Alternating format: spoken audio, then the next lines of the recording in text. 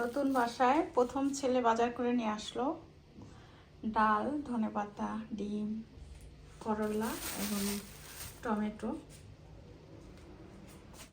তো আজকে প্রথম রান্না করছি, বিসমিল্লাহ বলে চুলা অন করলাম।